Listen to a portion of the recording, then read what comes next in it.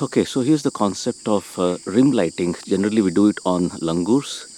So I'm in matrix metering or evaluative, or it's also called as the multi-metering mode. So I'm in that metering. So if you shoot at 0, you see here, it gets overexposed. That is where in that metering we underexpose it by -2 stops at least, and look at this. Wow. Wow. Beautiful. So the whole concept of rim lighting is we use the backlighting very early in the morning or late in the evening. Very early morning or late in the evening, and this langur walking by.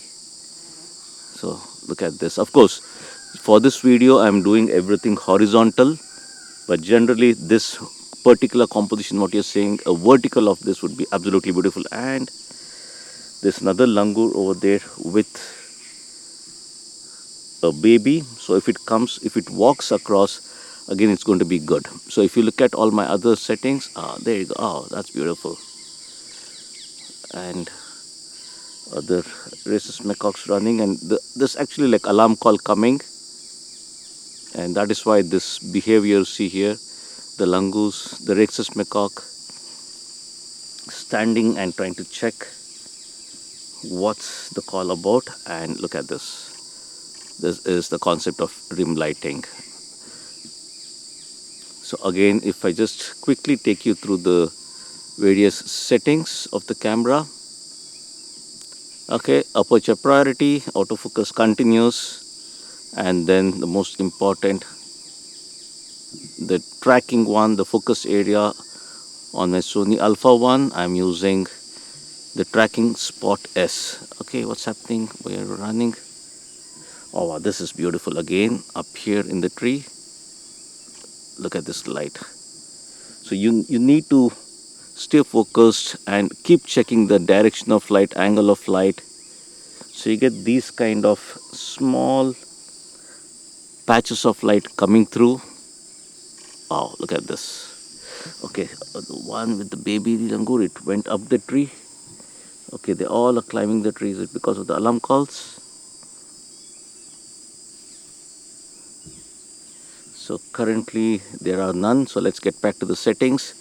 So I was in the autofocus mode. The tracking Spot S is what I use.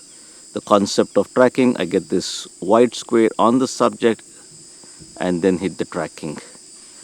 Okay, spotted deers. Okay, behind it, look at this. Oh, this is beautiful.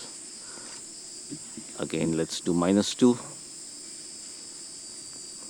Okay, so continuing on the autofocusing. So if you see, I have the eye subject animal on, but then in this backlighting, there's no point of looking at the eyes. So, okay, again back here.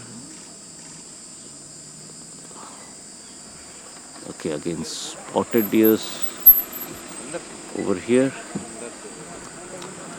And multimetering, and the white balance is at 6500 Kelvin, late evening, so using a warmer white balance. ISO 1000, getting a shutter speed of 1/800, and since I'm using an 800 mm with the converter,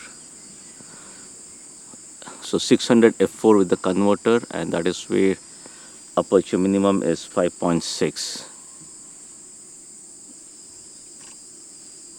So you need to position, and that's nice. So the burst mode, any action happens. So I'm waiting for this baby to come back here. That will be an amazing shot. The baby comes back to the mother. That will be a good shot. Now she moved away from the light. So this is the concept of backlighting with rim lighting, and this what you see is just a backlight, a silhouette of the spotted deer eating those leaves.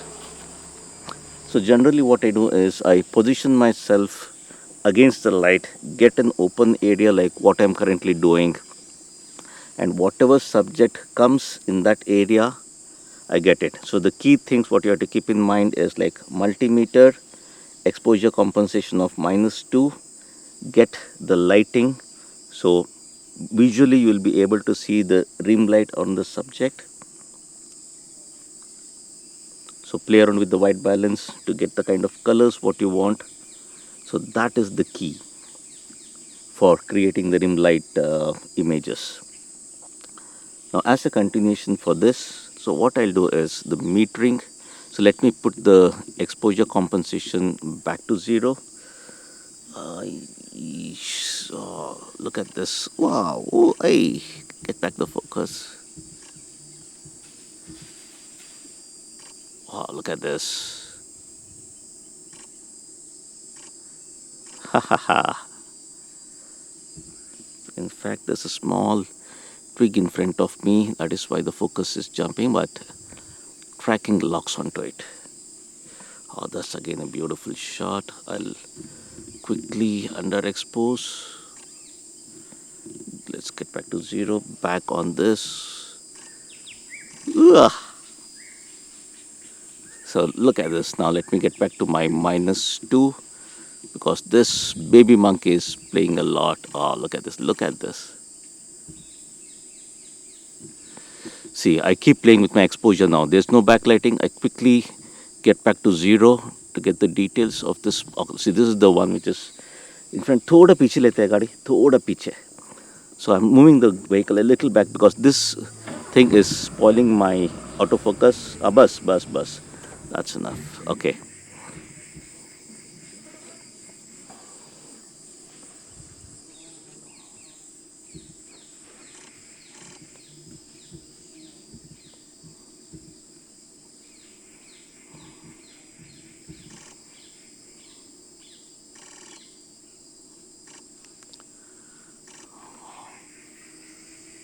This is great. This is going to jump now. The baby monkey is going to jump down. Okay, 320. I really need to bump up my ISO immediately to get a faster shutter speed. Get back. There you go. Oh, these are some beautiful movements. So these are all silhouettes what I'm capturing, and in fact, if I want to move away from the silhouettes and get the details, I just do an overexposure like this. +1 overexposure, now I can get the details. So this is how backlighting, concept of metering, concept of exposure compensation, all these things comes together to create these images, and you have to be very fast. So I would love to get back to the silhouettes of this, underexpose, get the focusing over here. Okay, this underexpose, it's carrying the that was beautiful. Let me quickly do a playback. Look at this. Look at this. This is beautiful.